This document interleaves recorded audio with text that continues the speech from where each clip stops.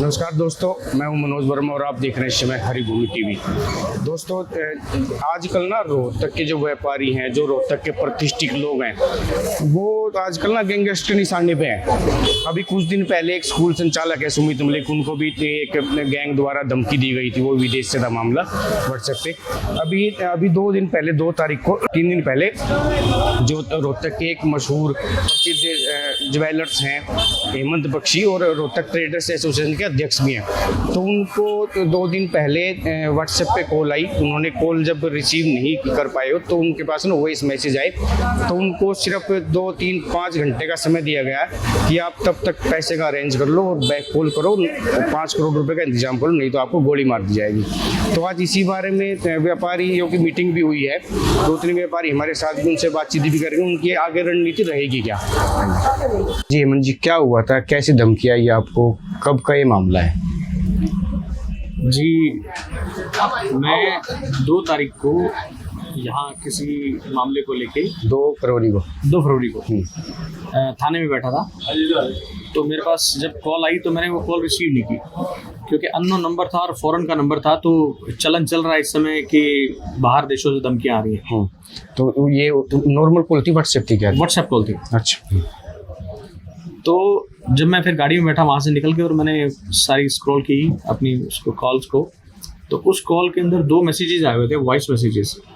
तो जब मैंने वॉइस मैसेज सुना तो मुझे सुनने को मिला कि हम गोदारा गैंग से बोल रहे हैं और जो है 5 करोड़ रुपए आप क्या रखें। प्रॉपर वर्डिंग क्या थी उसकी धमकी की? प्रॉपर वर्डिंग यही थी कि नाम लेके उस बंदे ने मुझे बताया कि मैं रोहित गोदारा गैंग से बात कर रहा हूँ, 2 घंटे का समय है, 2 घंटे के अंदर एक तो आप कॉल हमें वापस कीजिए, कॉल बैक कीजिए और 5 करोड़ रुपए की जो राशि है वो तैयार रखिए, और अगर आप ऐसा नहीं करते तो फिर हम आपको गोली मारेंगे।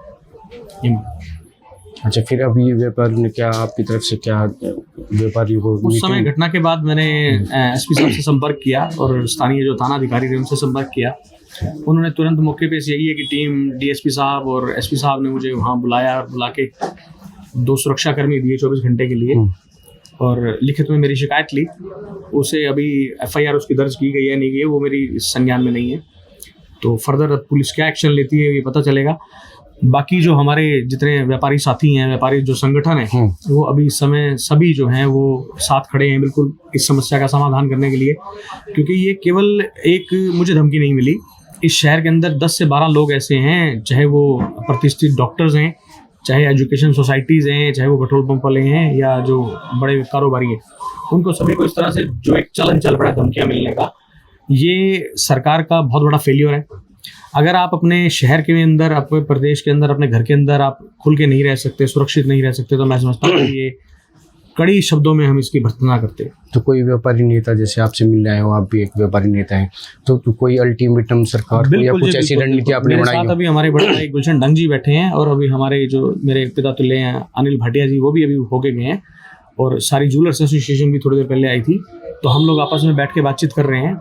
अगर 72 घंटे के अंदर इसका कोई ना कोई समाधान या कोई हल नहीं निकलता तो हम लोग एक बड़ी कार्रवाई करेंगे इसको। जी, आज ये धमकी जो मिली है 2 दिन पहले 3 दिन पहले हेमंत जी को, इसके बारे में आपका क्या कहना है, क्या रणनीति रहेगी अभी व्यापारियों की?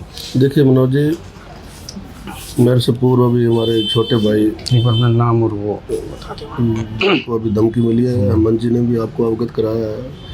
मैं गुलशन डंग, प्रदेश अध्यक्ष राष्ट्रीय जन उद्योग व्यापार संगठन, और हमारे प्रधान जो प्रदेश के उपाध्यक्ष हैं बिट्टू सेजवा जी हमारे साथ बैठे हैं। आपके माध्यम से मैं इस कुकृत्य की बड़े कठोर शब्दों में भर्त्सना करता हूँ, और ये तो एक ताज़ा उदाहरण है जो इन्होंने हेमंत जी ने आगे आकर इस बात को प्रशासन को, पुलिस प्रशासन को अवगत कराया। तो व्यापारी के अंदर इतना डर और भय व्याप्त है कि वो पुलिस प्रशासन को अवगत ही नहीं कराता। कुछ ऐसे लोग हैं जो फिरौतियाँ दे रहे हैं और बताता नहीं है डर के मारे। तो आज एक भय का माहौल है जहाँ पर एक भारत विश्व गुरु बनने की और अक्सर आर्थिक तौर पे ये कहा जा रहा है कि $5 ट्रिलियन की इकॉनमी हमारी होने जा रही है। तो ये कैसे पॉसिबल होगा जब व्यापारी, उद्यमी, एक आम नागरिक, एक ऑर्गेनाइज क्राइम इतना फल फूल रहा हो। आपकी रणनीति क्या रहेगी? रणनीति सर, हम ये तो धमकी मिल गया। बिल्कुल उसी बात पे आ रहा हूँ। राज्य सरकार को और केंद्र सरकार को मैं चेताना चाहता हूँ कि इसके ऊपर त्वरित कार्रवाई ना हुई और इसके ऊपर इन चीज़ों के ऊपर ना रोक लगी, तो आगे हम अपनी रणनीति बनाकर केंद्र सरकार को ज्ञापन देंगे, राज्य सरकार को ज्ञापन देंगे, और उसके बावजूद भी कोई कार्रवाई नहीं होती, हम देशव्यापी और राज्यव्यापी तौर पर, चाहे हमें विधानसभा का घेराव करना पड़े, चाहे लोकसभा का घेराव करना पड़े, राष्ट्रीय स्तर पर इस मुद्दे को उठाएंगे। क्योंकि ये तो खेल बन गया है। इतना गैंग आज जहाँ चाहे बॉम्बे चले जाओ, आप मेट्रोज में चले जाओ, छोटे शहरों में चले जाओ, खेल खिलौनों की तरह वो आते हैं, रंगदारियाँ मांगते हैं और लेकर चले जाते हैं, और इनके कान के ऊपर जूं नहीं रेंग रही। धन्यवाद।